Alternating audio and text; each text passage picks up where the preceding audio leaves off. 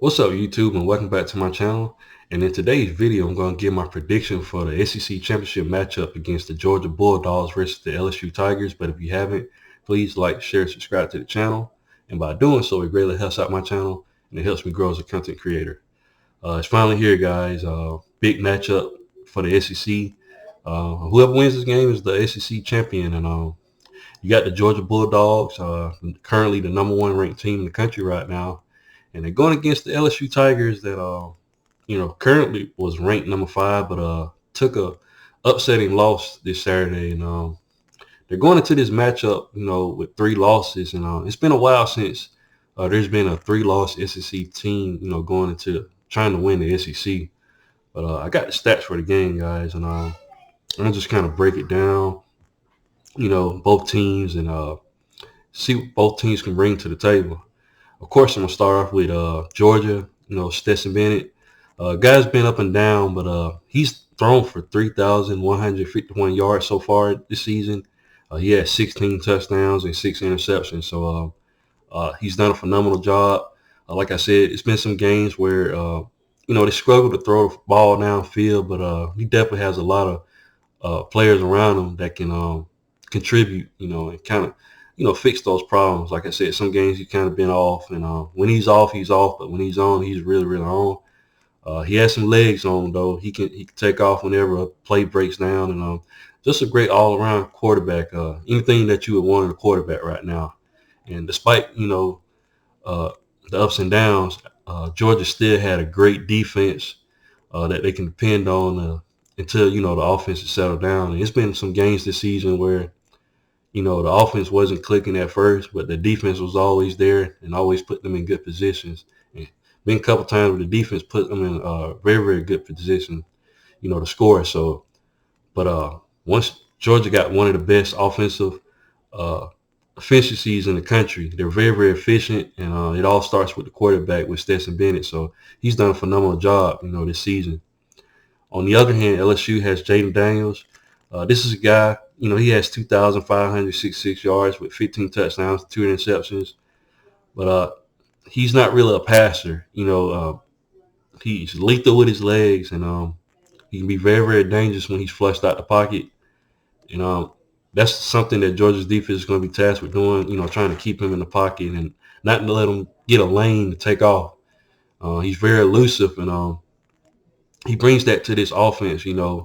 LSU has, in my opinion, one of the best rushing attacks in the country, and it all starts with him. He's the main guy that does all the rushing, putting up the rushing yards. So it's going to be imperative for Georgia's defense to stop him. Like I said, he's the leading rusher. He has 824 yards, 11 touchdowns. So, like I said, the LSU's offense goes through, Jaden Daniels, and it's going to be important task for Georgia's defense to stop. Now, for rushing attack for Georgia has a lot of guys. They have Kenny McIntosh. This is a guy, he has 654 total yards on the ground. Let me make sure. Yeah, 654 yards on the ground. He's averaging 5.3 yards a carry. That's really, really good. They have Dejon Edwards, 604 yards so far this season, 5.3 yards. Same thing as Kenny McIntosh. They also have Kendall Milton, who has 420 yards, which he's averaging 6.6. So Georgia's always been lethal on the ground. As far as the running backs, they just pump out great running backs. Just a running back machine over there at Georgia, and they really got a good, rushing attack. Their O-line is elite, and they've been able, for the most part, to be able to run on everybody this season. So that's going to be good going into this matchup. Of course, they have Brock Bowers.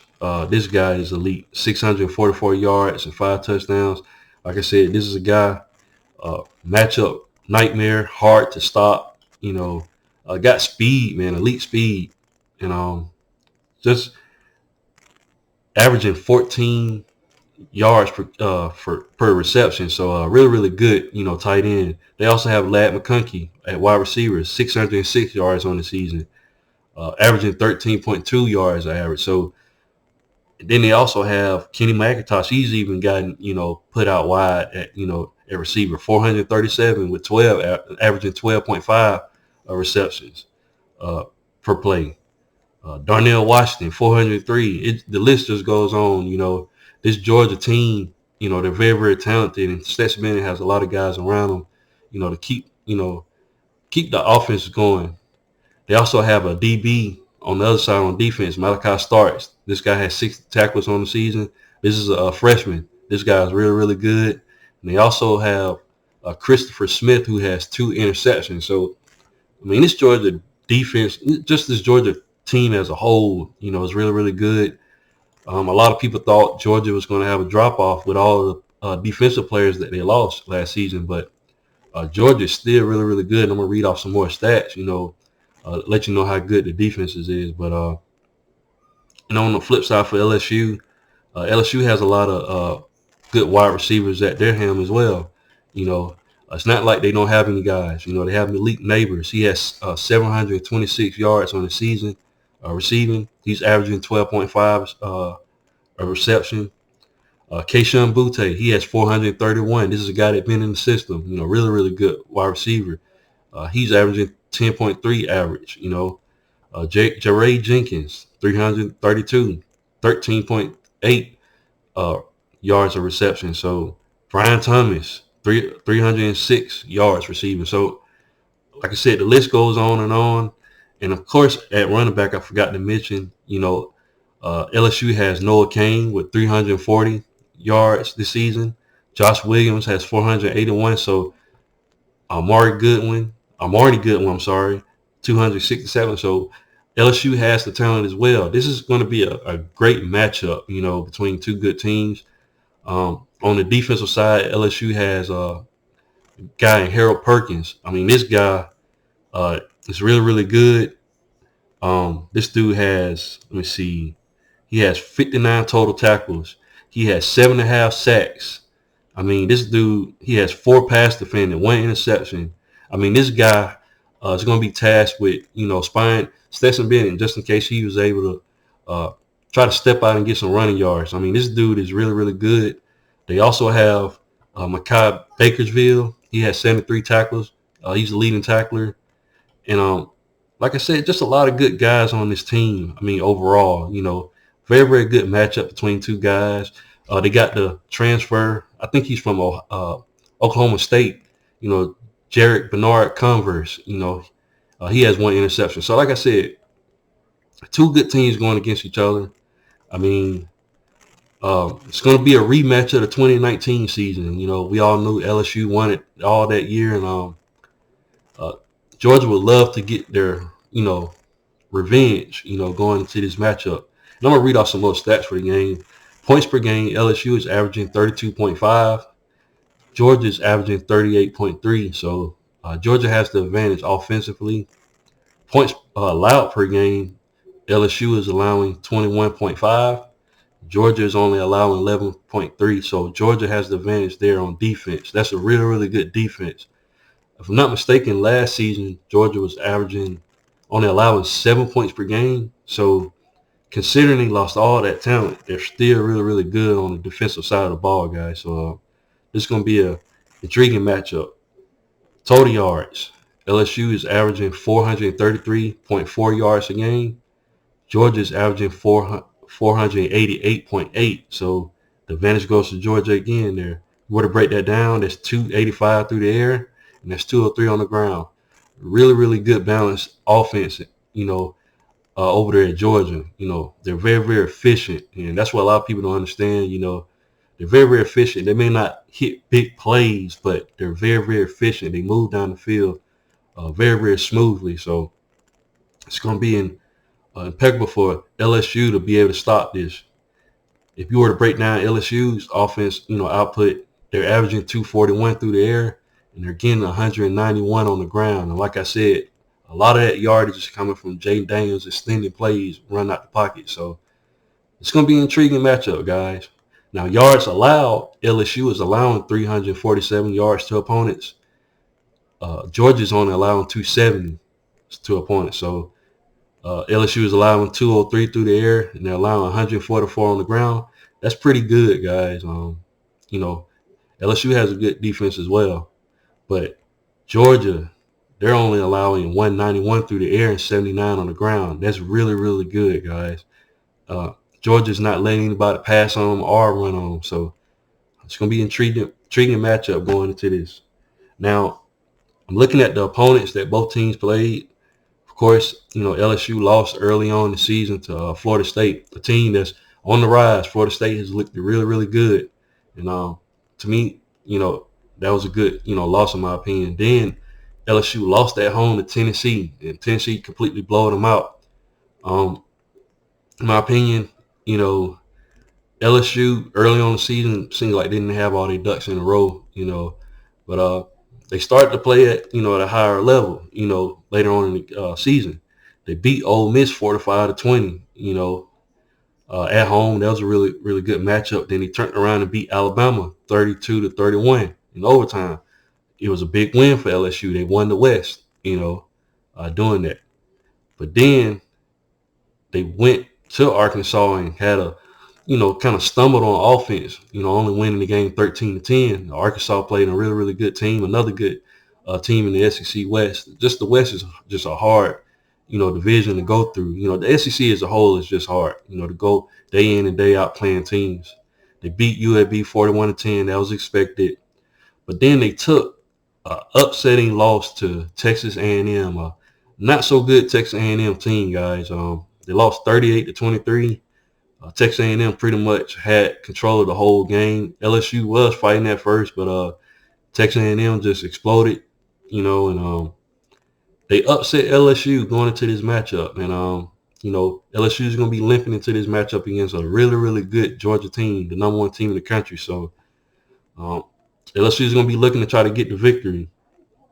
Now, Georgia, like I said, beat South Carolina early on the season, beat them bad, but South Carolina has turned around and beat two teams, top 10 teams. They beat number 5 Tennessee, and then they beat LSU at number 10. So, number 5. So, two good matchups. So South Carolina, even though their record is not, that good, they still was able to beat, two teams. And South Carolina's on the rise. So Georgia beat them, Georgia beat Oregon, a team that got better throughout the season. Since has lost 2 games, but still a really, really good quality win in Oregon. They beat Florida 42-20. Beat Tennessee when they was number 1 in the country, 27-13. The score doesn't show it, but Georgia completely shut down Tennessee's offense, and that's really, really good to do. Tennessee has one of the best offenses in the country, probably not the best. And that Georgia team just was able to control the whole game. Tennessee was never in the game, in my opinion.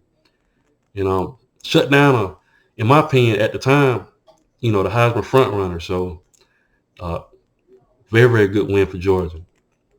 They went to Mississippi State, beat Mississippi State 45-19. Beat Kentucky 16-6. Head scratching game. I thought Georgia was going to be able to pull out that, put up more offense in that game, but you got to give credit to Kentucky being able to play good defensively. Just Kentucky didn't have the offense to go with it. And then last week, Georgia allowed Georgia Tech to score early, but after that, the Georgia defense buckled down. Georgia Tech wasn't able to get anything going, and they scored a late touchdown, but it didn't matter. Georgia had complete control of that game. So I'm looking at the spread, guys. The spread is at -17.5 for Georgia. Like I said, LSU is limping to this matchup. If I had to give my prediction, I'm picking Georgia to win this game. I think LSU, like I said, kind of got exposed, with Texas A&M. And if Texas A&M was able to beat, LSU, I can just imagine what Georgia's going to do. I think Georgia's going to win this game. I think it's going to be challenging at first, but once, Stetson Bennett figures out, LSU's defense, it's going to get, it's going to get crazy, guys. I'm looking at the stats. Like I said, Georgia's averaging 203 on the ground. Anything above 150 is really, really good. LSU is allowing 144, so you know Georgia's going to get that run game going. And once Georgia's able to average 4 yards a pop rushing the ball, the game is over. I mean, you got to be able to stop the run with Georgia. And the fact that LSU is giving up 144, I know Georgia's going to get well over that. And if I had to give my prediction for the game, I wrote it down. I think, yeah, I got Georgia winning 31-10. I just don't see no way how LSU is going to be able to put up some points. I think Georgia's going to play really, really good, uh, zone, and they're going to be able to stop the rushing attack. They're going to be able to stop Jaden Daniels if we try to scramble out the pocket. They're going to have somebody right there ready. They're going to play their gaps really, really well. This Georgia team, man, they just really, really good, both offensively and defensively. I can see Lad McConkey coming out the backfield, or Brock Bowers. It's just this Georgia team, they scheme up really, really well. They know how to make mismatches, and